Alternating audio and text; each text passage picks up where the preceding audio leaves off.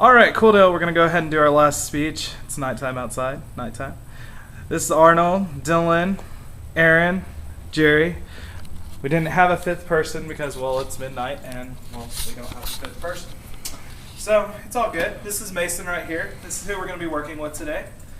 Good evening, everybody. My name is Blake. We're going to go ahead. I'm going to teach you today how to train your dog. Now, training your dog is something that can be very difficult to do, and it's something that you have to do with diligence, patience, and also practicality. You can't ask your dog to do something that you wouldn't normally expect a dog to do. So we're going to talk a little bit about a couple of different learning styles. First off, we're going to start off with talking about reinforcements. Now, there's two types of reinforcements that we should really know about. There's positive reinforcements, and there's also negative reinforcements. Today, we're actually going to focus on positive reinforcements. Positive reinforcement is basically taking a stimuli and using it as a reward system. This is very important whenever you're talking about animals, because they don't necessarily always understand punishment, and they don't always necessarily understand negative consequences for things. So rather than taking and negatively influencing an animal, it's always easier to take and do a positive thing, such as the use of treats. Right here, I'm going to use bacon or whatever it's called. That's how we're going to train Mason. Now, I am going to go ahead and place a disclaimer on this. Mason is actually already trained to sit, so it is doubtful that your results are going to be as instantaneous as mine are. However, I'm going to walk through the same steps that I did as whenever I trained Mason. According to Dr. Boeree from Shippensburg University, basically what reinforcement refers to is operant conditioning, which was actually developed by the psychologist B.F. Skinner. Skinner basically stated that a stimuli continuously reintroduced to an animal would continuously produce different results, or it would produce similar results. And as they drew connections with that stimuli as a behavior, it would continuously grow better and better and better, and the stimulus would become a more firm placement. A primary example of this is the Skinner box, which is a box that's used in research for different things such as rats, and it has a little bar in it, and whenever the rat presses the bar, they receive a reward, which is typically rat food. It's been used for many different types of studies, such as drug studies, giving a rat a tablet of cocaine or something, seeing how they react to that, seeing how their addiction works. And so basically that is how we're going to train Mason today, is with operant conditioning. So first off, the very first thing that we're going to do is we're going to show Mason the treat. Come here, Mason. And he sees the treat, so he's really excited. Come here. And so Mason already knows his hand signs. So the first thing that we're going to do is we're going to go, come here. Can you sit? Good boy. Can you lay down? Can you lay down? Good boy. Can you roll? Hey, can you roll? Roll. Can you roll? No, he won't roll today. But basically the first thing that you're going to teach the dog to do, is whenever you teach them to sit, is you're going to come up to him. Make sure that you keep the treat right here so that he can smell it. He knows that he's getting a reward. And if he's standing up, you're going to press his bottom to the floor. Therefore, that way that he knows that that's where he needs to stay. And you're going to hold the treat for a couple of seconds, make sure that he continues what he's doing, and then you're going to reward him. Good boy, good boy. So we're going to go ahead and go through this again, and I'm going to talk about another thing that you want to do. Another good thing to do is to teach them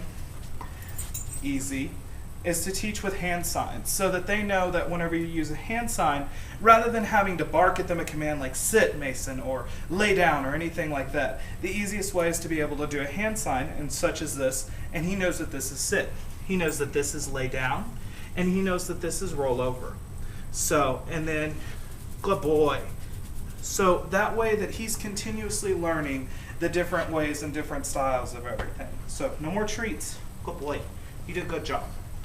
So basically what this is doing is we're taking with Mason and we're positively reinforcing that if he acts a specific way, if he acts in a positive way such as sitting or laying down or rolling over, that he's going to be rewarded for that. And then we take and we build off of that.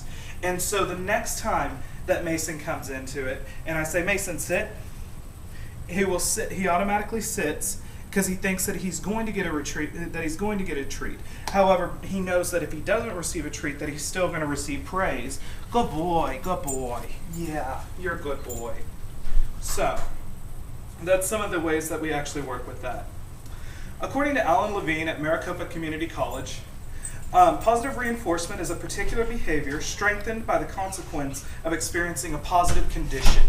The positive condition that Mason is experiencing is obviously receiving the treat. Positive reinforcement is really great to know, not only for training animals such as your dogs, your horses, goats, everything like that, but it's also a very good thing for teaching children. You get good grades, you get money. You get, you do good in school, you get this, you eat all of your food, you get dessert, things like that. That is positive reinforcement. And though negative reinforcement is also vital, however, it's not necessarily always the most important. The other thing that I would like to distinguish is that a lot of people think that negative reinforcement is a bad thing, that it's always punishment. Negative reinforcement is not always punishment. A primary example of this would be if I take Mason and I withhold the treat from him and never give it to him. So basically what he's learning is that if he sits, he does not get the treat. That would be the adverse effect of negative reinforcement. So basically that's it. Does anybody have any questions? What treat would you recommend? As far as training Mason now, since he's already actually trained, I go ahead and use some of these, but since these are pretty rich, it can be rough on a dog's stomach. They actually sell different types of treats like at PetSmart that's like a little pellet that's a good reward system if you're having to continuously work on something over and over. So that's the type of treat that I would recommend. They sell it. I can't exactly remember the brand name right now. Anyone else? Was it hard for you to teach him how to roll over? It was one of the things that you have to work with. It's kind of a different move because I use hand motions whenever I take the treat and I tell him to roll over. It's kind of like he doesn't know what to do at first, and then you have to just take him and pick him up and roll him over. And then once he knows how to do that, then he becomes more effective in that sense. He actually realizes what he's doing, and then he realizes that he receives a treat for it. So it makes it something that's rather fast. So, anyone else? Cool deal. Well, thank y'all. I appreciate your time, and have a wonderful evening.